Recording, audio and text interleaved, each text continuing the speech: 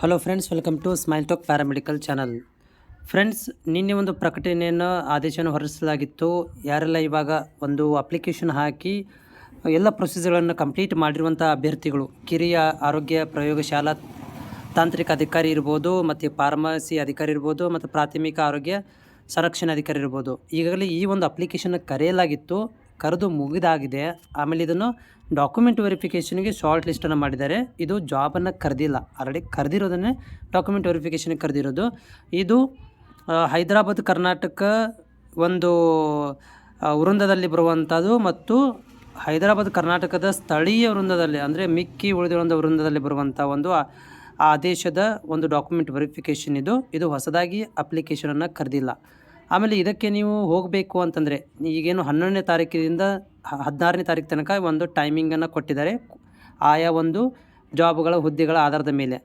ಆದರೆ ಇದಕ್ಕೆ order copy download ಮಾಡ್ಕೋಬೇಕಂತಂದರೆ official ವೆಬ್ಸೈಟಲ್ಲಿ ಅಪ್ಡೇಟ್ ಆಗಬೇಕು. ನಿನ್ನೆ ಬಂದಿದೆ. 1-2 ಡೇಸ್ ಒಳಗಡೆ ಈ ಒಂದು ಆರ್ಡರ್ ಕಾಪಿ ಡೌನ್ಲೋಡ್ ಮಾಡ್ಕೊಳ್ಳಿಕ್ಕೆ ಲಿಂಕನ್ನು ಬಿಡ್ಬೋದು, ಅಪ್ಡೇಟ್ ಕೂಡ ಆಗ್ಬೋದು.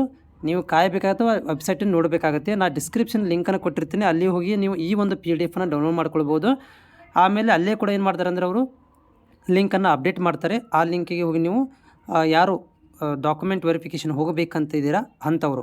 ಆಮೇಲೆ ಒಂದು ಪ್ರಶ್ನೆ ಕೇಳೋದು ವಿದ್ಯಾರ್ಥಿಗಳು, ನಾವು ಇದಕ್ಕೆ ಅಪ್ಲಿಕೇಶನ್ ಹಾಕಿದ್ದೀವಿ, ಆದರೆ ನಾವು ನಾನ್ HK ಅಂದರೆ ಹೈದರಾಬಾದ್ ಕರ್ನಾಟಕ ಒಂದು ಪ್ರಾಂತ್ಯದವರು ಅಲ್ಲ, ನಾವು ಅದಕ್ಕೆ ಹೋಗ್ಬೋದಾ ಅಂತ ಕೇಳ್ತಾ ಇದ್ದೀರಿ.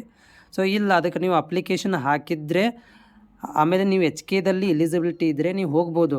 ಆದರೆ HKದಲ್ಲಿ ಎಲಿಜಿಬಿಲಿಟಿ ಇಲ್ಲ ಅಂತಂದರೆ ನಿಮಗೆ ಆರ್ಡರ್ ಕಾಪಿನೂ ಡೌನ್ಲೋಡ್ ಆಗೋದಿಲ್ಲ. ಲಿಂಕನ್ನು ಬಿಡಲಿ, ಟ್ರೈ ಮಾಡಿ ನೋಡಿ. ಆರ್ಡರ್ ಕಾಪಿ ಡೌನ್ಲೋಡ್ ಮಾಡ್ಕೊಳ್ಳಿಕ್ಕೆ ಯಾವುದೇ ಥರಂಥ ಫೀಸ್ ಇರೋದಿಲ್ಲ.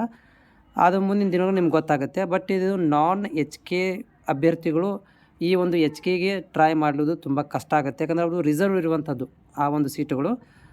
ಇದನ್ನು ಒಂದು 2-3 ಡೇಸಲ್ಲಿ ಅಪ್ಡೇಟ್ ಕೂಡ ಮಾಡ್ಬೋದು, ಆರ್ಡರ್ ಕಾಪಿ ಒಂದು ಲಿಂಕನ್ನು ಕೂಡ.